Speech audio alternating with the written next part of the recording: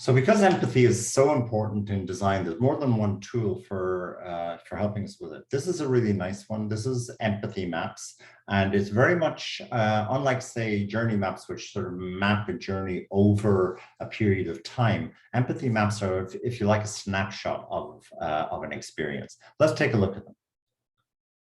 So first of all, why would you use them? Well, like a lot of these methods, what they do is they help you make sense of your data. So they help you sort of put things into categories and to really understand what all of this mass of what seems like a mess of information is telling you.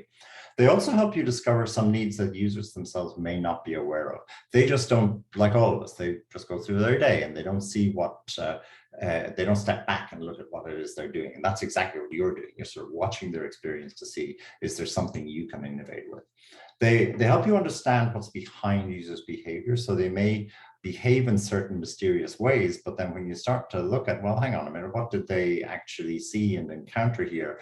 Then that'll help you to really understand what's going on. They'll also help you see where there might be gaps in your knowledge that you can do further research on, and they'll guide you then to innovation that's meaningful to users. So before I go into the how to do it, let's just go over to the Miro board, and I'll show you exactly what this looks like. So let's just get out of this.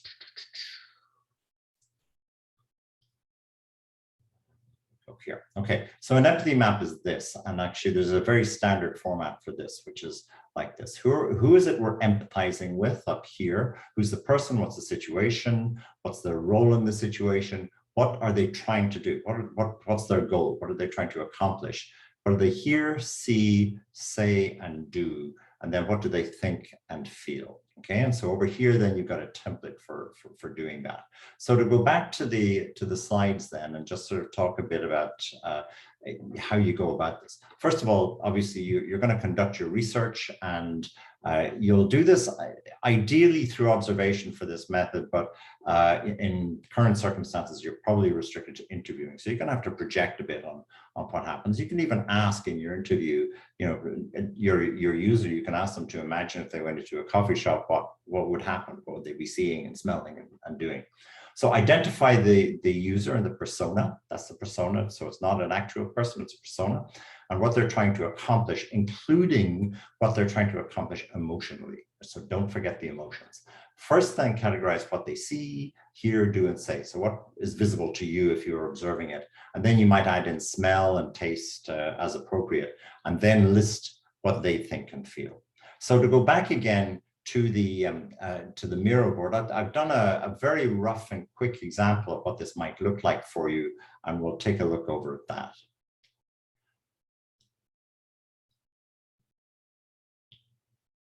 Okay, and here we are. So this one is for a user by the name of Sonia.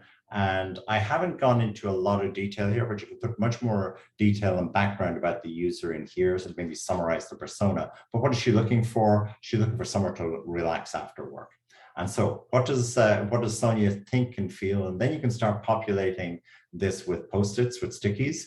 Oh, I'm tired, it's been a long day, but I had a great day. I really, you know, and then you can go into, well, I want to share it, etc., etc. What does she see? Well, there's mood lighting from much in the pictures that we saw in the slides, but the service is rude. Right? So she maybe saw the barista being nasty to somebody who came into the store. And what does she say and do? She sits with friends, starts some talking, and so on. So you populate this with as many Post-its as you can in your team, and then list what might be some pains and gains. Well, I put a gain here, which is, yeah, this is a place I can relax. This is a place I feel really good. And a pain might be, well, the service isn't great.